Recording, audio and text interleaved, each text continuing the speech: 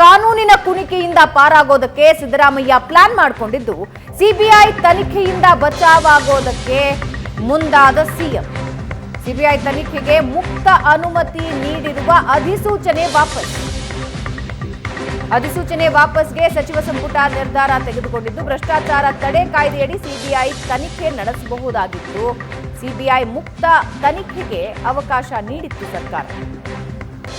ಮೂಡಾ ಹಗರಣದ ತೀರ್ಪಿನ ಹಿನ್ನೆಲೆಯಲ್ಲಿ ರಾಜ್ಯ ಸಚಿವ ಸಂಪುಟ ನಿರ್ಧಾರ ತೆಗೆದುಕೊಂಡಿದ್ದು ಸಿಬಿಐ ತನಿಖೆ ಪಕ್ಷಪಾತಿಯಾಗಿರುವ ಕಾರಣ ಈ ನಿರ್ಧಾರ ಅಂತ ಸರ್ಕಾರ ಹೇಳ್ತಾ ಇದೆ.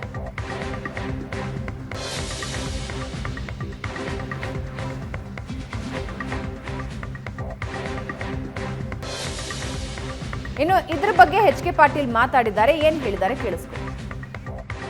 ಅಲ್ಲ, ಇದಕ್ಕೆ ಸಂಬಂಧ ಬರಲ್ಲ, ಇದಕ್ಕೆ ಸಂಬಂಧ ಬರಲ್ಲ. That is in court will decide. CBI ಸಹಜವಾಗಿ ಪೂರ್ವಾಗ್ರಹ ಪೀಡಿತವಾಗಿನ ಕೆಲಸ ಮಾಡೋದನ್ನು ನೀವು ಎಲ್ಲರೂ ಗಮನಿಸಿದ್ವಿ. Even in elections only office bearers of one party were inquired. ಅವರ ಪೂರ್ವಾಗ್ರಹ ಪೀಡಿತವಾಗಿರ್ತಕ್ಕಂಥ ಆ ಹೆಜ್ಜೆಗಳು, ಆ ರೀತಿಯ ವರ್ತನೆಗಳಿದ್ದು ಅದು ನಾವು ಈ ನಿರ್ಣಯಕ್ಕೆ ಬರೋದಕ್ಕೆ ಕಾರಣ. ಪೇ ಆಗೋದಕ್ಕೆ ನಾವು ಫುಲ್ ಪರ್ಮಿಷನ್ ಕೊಟ್ಬಿಟ್ಟಿದ್ವಿ. ಈಗ ವಿ ಆರ್ ವಿಥ್ಹೋಲ್ಡಿಂಗ್ ಬ್ಯಾಕ್. ಅಲ್ಲಲ್ಲ, ಅಸಹನೆಯ ವರ್ತನೆಯೊಳಗೆ ಪತ್ರ ಬರಿತಾ ಇದ್ದಾರೆ. ಮಾಹಿತಿಗಳನ್ನು ರಾಜ್ಯಪಾಲರಿಗೆ ಕಳಿಸುವ ಸಂದರ್ಭದಲ್ಲಿ ಕ್ಯಾಬಿನೆಟ್ ಇದರಿಗೆ ಅವುಗಳನ್ನು ತಂದು ಸಚಿವ ಸಂಪುಟ ಅವುಗಳನ್ನು ಪರಿಗಣಿಸಿ ಅದನ್ನ ಕಳಿಸೋದು ಏನನ್ನೋದು ಅದನ್ನ ಕಳಿಸ್ತೇವೆ. ಪೂರ್ವಾನುಮತಿ ವಾಪಸ್ ತೆಗೆದುಕೊಳ್ಳೋ ನಿರ್ಧಾರ ಸರ್ಕಾರ ತೆಗೆದುಕೊಂಡಿದೆ. ಹಲವಾರು ರಾಜ್ಯಗಳು ಈ ಹಿಂದೆನೂ ತೆಗೆದುಕೊಂಡಿವೆ. ಈಗ ಕರ್ನಾಟಕದ ಸರ್ವಿ. 2014ರಲ್ಲಿ ನರೇಂದ್ರ ಮೋದಿ ಸರ್ಕಾರ ಅಧಿಕಾರಕ್ಕೆ ಬಂದ ನಂತರ ಸಾಕಷ್ಟು ರಾಜ್ಯಗಳಲ್ಲಿ ಈ ರೀತಿ CBI ತನಿಖೆ ಶುರುವಾಯಿತು. ಆ ಕಾರಣದಿಂದ ವಿಪಕ್ಷಗಳ ಆಡಳಿತ ಇರತಕ್ಕಂಥ ರಾಜ್ಯಗಳಲ್ಲಿ ಕೇರಳ, ಮಹಾರಾಷ್ಟ್ರ ಕೂಡ ತೆಗೆದುಕೊಂಡಿತ್ತು. ಉದ್ಧವ್ ಠಾಕ್ರೆ ಇದ್ದಾಗ ಏಕನಾಥ್ ಶಿಂದೆ ಬಂದಮೇಲೆ ಅದನ್ನು ವಾಪಸ್ ಮಾಡ್ತು.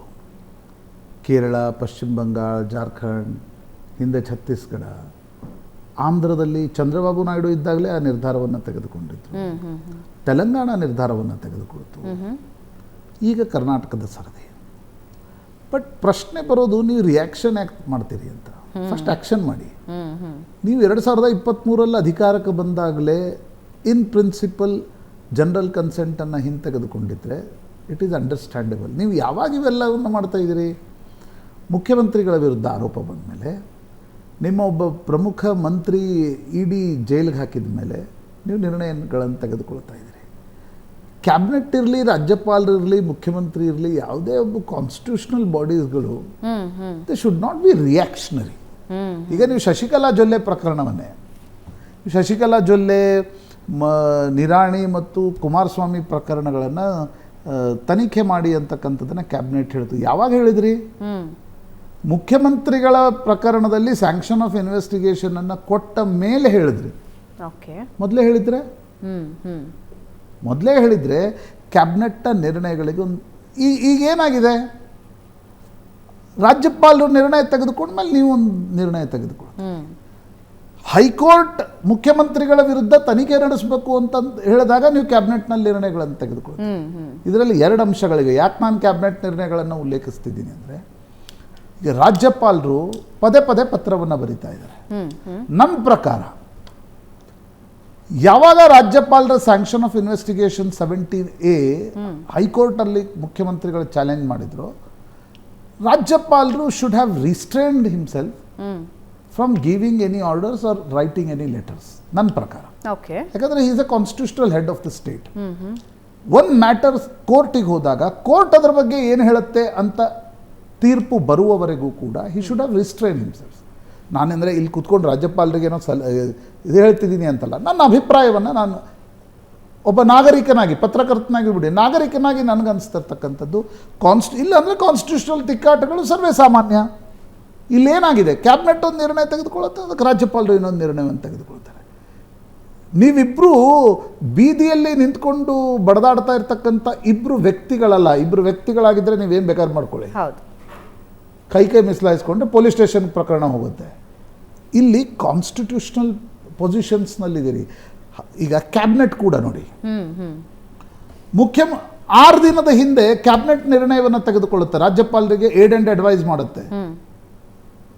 Don't considers the complaint and give sanction. ಯಾರು ಹೇಳ್ತಾರೆ ಇದನ್ನ? ಕ್ಯಾಬಿನೆಟ್ ಹೇಳುತ್ತೆ. 6 ದಿನಗಳ ನಂತರ ಅದೇ ಕ್ಯಾಬಿನೆಟ್ ಹೇಳುತ್ತೆ, ವಿಪಕ್ಷಗಳ ನಾಯಕರ ವಿರುದ್ಧದ ಪ್ರಕರಣದಲ್ಲಿ ನೀವು ಸ್ಯಾಂಕ್ಷನ್ ಕೊಡಿ ಅಂತ. ಪ್ರಮಾಣ ವಚನ ತೆಗೆದುಕೊಳ್ಳುವಾಗ ರಾಜ್ಯಪಾಲರಿರಲಿ, ಮುಖ್ಯ ನ್ಯಾಯಮೂರ್ತಿಗಳಲ್ಲಿ ಏನು ಪ್ರಮಾಣ ವಚನವನ್ನು ಬೋಧಿಸ್ತಾರೆ? ರಾಗ ದ್ವೇಷ ರಹಿತವಾಗಿ ಆಡಳಿತವನ್ನು ಮಾಡಿ ಅಂತಕ್ಕಂಥದ್ದು. ಕ್ಯಾಬಿನೆಟ್ ತೆಗೆದುಕೊಂಡಿರ್ತಕ್ಕಂಥ ನಿರ್ಣಯ ಏನು? ಇನ್ನೊಂದು ಬದಿಯಲ್ಲಿ ರಾಜ್ಯಪಾಲರು, ನೀವು ಬಂದಿರತಕ್ಕಂಥ ಎಲ್ಲ ಪತ್ರಗಳನ್ನು ರಾಜ್ಯ ಸರ್ಕಾರಕ್ಕೆ ಕಳಿಸ್ತಾ ಇದ್ದೀರಿ. ಹೈಕೋರ್ಟ್ನಲ್ಲಿ ನಿಮ್ಮದೇ sanction of investigation matter pending ಇದ್ದಾಗ ನೀವು ರಾಜ್ಯ ಸರ್ಕಾರಗಳಿಗೆ ಪತ್ರದ ಮೇಲೆ ಪತ್ರವನ್ನು ಬರಿತಾ ಇದ್ದೀರಿ. ಎಷ್ಟು ಪತ್ರ ಬರೆಯೋದು?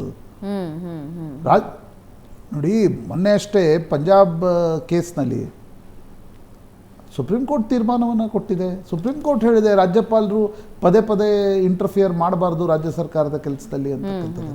ನಿಮ್ಗೇನಾದರೂ ಗ್ರೋಸ್ ಇದ್ದರೆ ಡೈರೆಕ್ಟ್ ಮುಖ್ಯಮಂತ್ರಿಗಳಿಗೆ ಪತ್ರವನ್ನು ಬರೀರಿ. ಈಗ ಅರ್ಕಾವತಿ ಪ್ರಕರಣದಲ್ಲಿ ಒಂದು ಮಾತ್ರ ಈ ಪತ್ರವನ್ನು ಬರೀರಿ. ಉತ್ತರ ಕೊಡದೆ ಹೋದರೆ you are free to take decision, you are free to take sanction of investigation. Right. ಹಾಗಿರುವಾಗ ಈ ಕಾನ್ಸ್ಟಿಟ್ಯೂಷನಲ್ ತಿಕ್ಕಾಟ ಯಾಕೆ ಅಂತಕ್ಕಂಥ ಪ್ರಶ್ನೆ ಬರುತ್ತೆ. ನಿಮ್ಮ ಪೊಲಿಟಿಕಲ್ ಗೋಲ್ಸ್ ಆ್ಯಂಡ್ ಮೀನ್ಸ್ಗೋಸ್ಕರ ಈ ರೀತಿಯ ಕಾನ್ಸ್ಟಿಟ್ಯೂಷನಲ್ ತಿಕ್ಕಾಟ ಆದರೆ ಅದು ಯಾರಿಗೆ ಲಾಭವನ್ನು ತರುತ್ತೆ ಅಂತಕ್ಕಂಥದ್ದು ಒಂದು ಪ್ರಶ್ನೆ ಬರುತ್ತೆ. ನೀವು ವೈಯಕ್ತಿಕವಾಗಿ ಪೊಲಿಟಿಕಲಿ ಕಾಂಗ್ರೆಸ್ BJP ಮೇಲೆ ಆರೋಪ ಮಾಡುತ್ತೆ, BJP ಕಾಂಗ್ರೆಸ್ ಮೇಲೆ ಆರೋಪ ಮಾಡುತ್ತೆ, ನೀವೇನಾದರೂ ಮಾಡ್ಕೊಳ್ಳಿ, that is up to you. ಆದರೆ ನೀವು ಕಾನ್ಸ್ಟಿಟ್ಯೂಷನಲ್ ಪೊಸಿಷನ್ಸ್ನಲ್ಲಿರುವಾಗ ರಿಸ್ಟ್ರೇನ್ ಮಾಡಬೇಕು ಅಂತ. ನೋಡಿ, ಮೊನ್ನೆ ನಾನು ಅಂದರೆ ಆ ಪತ್ರವನ್ನು ಯಾಕೆ ಉಲ್ಲೇಖಿಸ್ತಿದ್ದೇನೆ ಅಂದರೆ, ಪಂಜಾಬ್ನಲ್ಲಿ ಅಲ್ಲಿನ ರಾಜ್ಯಪಾಲ ಆಗಿದ್ದ ಬನ್ವಾರಿಲಾಲ್ ಪುರೋಹಿತ್ ಆಗಿದ್ದರು. ಅವರೊಂದು ಪತ್ರವನ್ನು ಭಗವಂತ್ ಸಿಂಗ್ ಮಾನ್ಗೆ ಬರೀತಾರೆ. ಡ್ರಗ್ಸ್ ಅತಿ ಹೆಚ್ಚಾಗ್ತಾ ಇದೆ ಪಂಜಾಬ್ನಲ್ಲಿ, ಏನು ಕ್ರಮ ತೆಗೆದುಕೊಳ್ತಾ ಇದ್ದೀರಿ ಅಂತಕ್ಕಂಥದ್ದು. ಪದೇ ಪದೇ ಪತ್ರಗಳು ಬಂದಾಗ ರಾಜ್ಯಪಾಲರ ಪತ್ರಗಳಿಗೆ ಮುಖ್ಯಮಂತ್ರಿ ಉತ್ತರ ಕೊಡೋಲ್ಲ. ಆಗ ರಾಜ್ಯಪಾಲರು ಒಂದು ಪತ್ರವನ್ನು ಬರೀತಾರೆ. ಅಂದರೆ ಏನು ಮಾಡ್ಬೋದು ರಾಜ್ಯಪಾಲರು ಅನ್ನೋದ್ರ ಬಗ್ಗೆ ಅವರು ಪತ್ರವನ್ನು ಬರೀತಾರೆ. ನೀವು ಈ ಪತ್ರ ಬರೀದೇ ಹೋದರೆ ನಾನು ಬಾಧ್ಯನಿದ್ದೀನಿ, ಆರ್ಟಿಕಲ್ 356 ಬಗ್ಗೆ ನಾನು ರಾಷ್ಟ್ರಪತಿಗಳಿಗೆ ವರದಿಯನ್ನು ಕೊಡಬೇಕಾಗತ್ತೆ. ಯಾಕಂದರೆ ರಾಜ್ಯಪಾಲರು ಕಾನ್ಸ್ಟಿಟ್ಯೂಷನಲ್ ಹೆಡ್ ಇದ್ದಾರೆ, ನೀವು ಉತ್ತರವನ್ನು ಕೊಡ್ತಾ ಇಲ್ಲ. ಇನ್ನೂ ಒಂದು ಹೆಜ್ಜೆ ಮುಂದೆ ಹೋಗಿ ಬರೀತಾರೆ, ಆರ್ಟಿಕಲ್ 146 144 ಆ ಪತ್ರ, ಆ ಆರ್ಟಿಕಲ್ ಪ್ರಕಾರ ನಾನು ನಿಮ್ಮ ಮೇಲೆ ಕ್ರಿಮಿನಲ್ ಕ್ರಮಗಳನ್ನು ತೆಗೆದುಕೊಳ್ಳಿಕ್ಕೆ ನನಗೆ ಅಧಿಕಾರ ಇದೆ ಅಂತಕ್ಕಂಥ ಪತ್ರವನ್ನು ರಾಜ್ಯಪಾಲರು ಬರೀತಾರೆ. ಅಂದರೆ ಈಗ ನೋಡಿ, ಕ್ಯಾಬಿನೆಟ್ ನಿರ್ಣಯವನ್ನು ತೆಗೆದುಕೊಂಡಿದೆ, ಅದಕ್ಕೆ ರಾಜ್ಯಪಾಲರ ಉತ್ತರ ಏನು ಅಂತಕ್ಕಂಥದ್ದು ಒಂದು ಕುತೂಹಲ. ಇನ್ನೊಂದು, ನಾವು ಜನರಲ್ ಕನ್ಸೆಂಟ್ ಬಗ್ಗೆ, ಈಗ ಜನರಲ್ ಕನ್ಸೆಂಟ್ನ CBI ನಿರ್ಣಯವನ್ನು ತೆಗೆದುಕೊಂಡಿದೆ, ಅದನ್ನು ಮೊದಲೇ ತೆಗೆದುಕೊಳ್ಬೇಕಿತ್ತು. ನೀವು ಈ ರೀತಿಯ ಮುಖ್ಯಮಂತ್ರಿಗಳ ವಿರುದ್ಧ ಪ್ರಕರಣ ಬಂದಾಗ, ಪ್ರಶಾಂತ್, ಭ್ರಷ್ಟಾಚಾರದ ವಿರುದ್ಧ ಹೋರಾಟ ಅಂತ ಬಂದಿದ್ದ ಸರ್ಕಾರ ಇದೆ 2013ರಲ್ಲೂ. ರಾಜಕೀಯ ಪಕ್ಷಗಳು ಯಾವ ಭ್ರಷ್ಟಾಚಾರದ ವಿರುದ್ಧ ಹೋರಾಟ ಮಾಡಲ್ಲ. ಅವ್ರು ಹೆಂಗೆ ಕಾಂಗ್ರೆಸ್ನವ್ರು BJP ಭ್ರಷ್ಟಾಚಾರ? ನನ್ನ ಪ್ರಶ್ನೆ ಇರೋದು, ನೀವು ಹಂಗಿದ್ದು ಬಂದಾಗ, ನಿಮ್ಮ ವಿರುದ್ಧ ಒಂದು ಆರೋಪ ಬಂದಾಗ CBI ಮುಕ್ತ ಅವಕಾಶನ ನಾವು ಹತ್ತಿಕ್ತೀವಿ, ರಾಜ್ಯಪಾಲರ ಎಲ್ಲ ಪತ್ರಗಳಿಗೆ ನಾವು ಉತ್ತರ ಕೊಡಲ್ಲ ಅನ್ನೋ ನಿರ್ಧಾರ ತೆಗೆದುಕೊಳ್ತೀವಿ. ಹಿಂಗಿದ್ದ ನಡೆ ಏನು ಮೆಸೇಜ್ ಕಳಿಸುತ್ತೆ ಜನರಿಗೆ? ನೋಡಿ, ರಾಜ್ಯಪಾಲರ ಎಲ್ಲ ಪತ್ರಗಳ ಬಗ್ಗೆ ಅಧಿಕಾರಿಗಳೇನು ಉತ್ತರ ಕೊಡಬೇಕಾಗಿಲ್ಲ. ಓಕೆ, ನನಗೇನು ಅದರಲ್ಲಿ ತಪ್ಪು ಅಂತ ಅನ್ನಿಸ್ತಾ ಇಲ್ಲ. ರಾಜ್ಯ ಸರ್ಕಾರ ಏನು ಹೇಳ್ತಿದೆ, ನೀವು ಪದೇ ಪದೇ ಈ ರೀತಿ ಪತ್ರ ಬರೆದ್ರೆ ಆಡಳಿತವನ್ನು ರಾಜ್ಯಪಾಲರು ನಡೆಸ್ತಾ ಇದ್ದಾರೋ ಮುಖ್ಯಮಂತ್ರಿಗಳು ನಡೆಸ್ತಾ ಇದ್ದಾರೋ ಅನ್ನೋ ಪ್ರಶ್ನೆ ಬರುತ್ತೆ. ಈ ರೀತಿ ಪತ್ರ ಬರಿಬೇಡಿ, ಯಾವುದೇ ಪತ್ರ ಬಂದರೂ ಕೂಡ ಅದನ್ನು ರಿವರ್ಟ್ ಮಾಡಿ ಮುಖ್ಯಮಂತ್ರಿಗಳು ಅದಕ್ಕೆ ಪತ್ರವನ್ನು ಬರೀತಾರೆ, ಕ್ಯಾಬಿನೆಟ್ ಅದಕ್ಕೆ ಉತ್ತರವನ್ನು ಕೊಡುತ್ತೆ. ಯಾಕೆ ಉತ್ತರವನ್ನು ಕೊಡುತ್ತೆ ಅಂದರೆ, ಆರ್ಟಿಕಲ್ 163 ಆಫ್ ದ ಕಾನ್ಸ್ಟಿಟ್ಯೂಷನ್ ಹೇಳುತ್ತೆ, governor should work with the aid and advice of the cabinet. ಆ ಕಾರಣದಿಂದ ಕ್ಯಾಬಿನೆಟ್ ಉತ್ತರವನ್ನು ಕೊಡುತ್ತೆ ಅಂತಕ್ಕಂಥದ್ದನ್ನ. ಓಕೆ, ವಾಟ್ ಇಫ್ ಇವಾಗ ಇದೇ ರೀತಿ ಮುಖ್ಯಮಂತ್ರಿ ವಿರುದ್ಧನೋ ಅಥವಾ ಬೇರೆಯವ್ರ ವಿರುದ್ಧನೋ ಒಬ್ಬ ಸಾಮಾನ್ಯ ಹೋಗಿ ದೂರು ಕೊಟ್ಟಾಗ? ಅದಕ್ಕೇನು ಉತ್ತರವನ್ನು ರಾಜ್ಯ ಸರ್ಕಾರ ಕೊಡಲೇಬೇಕಿಲ್ಲ. ನೀವು ನೋಡಿ ಮೊನ್ನೆ ಹೈಕೋರ್ಟ್ ಹೇಳಿದೆ, ಸೆಕ್ಷನ್ 17A ಪ್ರಕಾರ ಸ್ಯಾಂಕ್ಷನ್ ಕೊಡಬೇಕಾದ್ರೆ ನೀವು ನ್ಯಾಚುರಲ್ ಜಸ್ಟಿಸ್ ಫಾಲೋ ಮಾಡಿ ಶೋಕಾಸ್ ನೋಟಿಸು ಕೊಡಬೇಕಾಗಿಲ್ಲ. ಯಾಕಂದ್ರೆ you are not giving to prosecution, you are giving to investigation. ಯಾರಾದ್ರೂ ವಿರುದ್ಧ FIR ಹಾಕುವಾಗ ನೀವು ಅವ್ರನ್ನ ಕೇಳ್ತೀರಾ FIR ಹಾಕಲ ಸ್ವಾಮಿ ಅಂತ? ಕೇಳಲ್ಲ. ಆ ಕಾರಣದಿಂದ ನೀವು ಸ್ಯಾಂಕ್ಷನ್ ಆಫ್ ಇನ್ವೆಸ್ಟಿಗೇಷನ್ ಕೊಡ್ಬೋದು ಅಂತಕ್ಕಂಥದ್ದು. ನೀವು ಅರ್ಕಾವತಿ ಪ್ರಕರಣವನ್ನು ಮಾತ್ರ ಉಲ್ಲೇಖಿಸೋದಾದ್ರೆ governor is free to take his decision.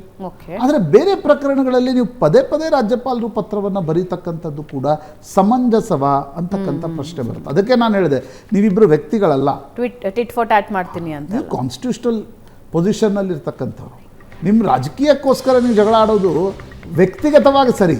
ಈಗ ಮುಖ್ಯಮಂತ್ರಿಗಳು ಅಶೋಕ್ ವಿರುದ್ಧ, ಅಶೋಕ್ ಮುಖ್ಯಮಂತ್ರಿಗಳ ವಿರುದ್ಧ ಯಾರಾದರೂ ಅದನ್ನು ನಾವು ಅದಕ್ಕೆ ಇದು ಮಾಡ್ತೀವ, ದಯವಿಟ್ಟು ಮಾತನಾಡಿ ಅಂತ ಹೇಳ್ತೀವಿ ಅಲ್ವಾ?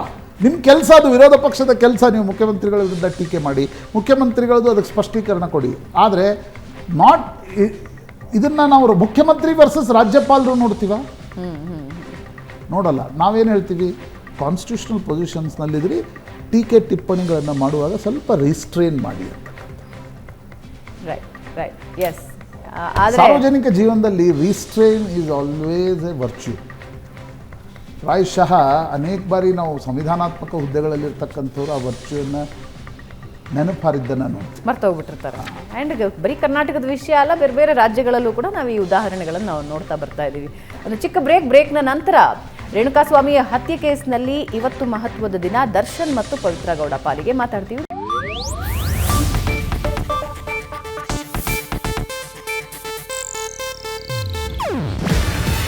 ಇದು ಏಷ್ಯಾನೆಟ್ ನ್ಯೂಸ್ ನೆಟ್ವರ್ಕ್ ಪ್ರಸ್ತುತಿ. ನೀವು ನೋಡ್ತಿದ್ದೀರಾ ಏಷ್ಯಾನೆಟ್ ಸುವರ್ಣ ನ್ಯೂಸ್.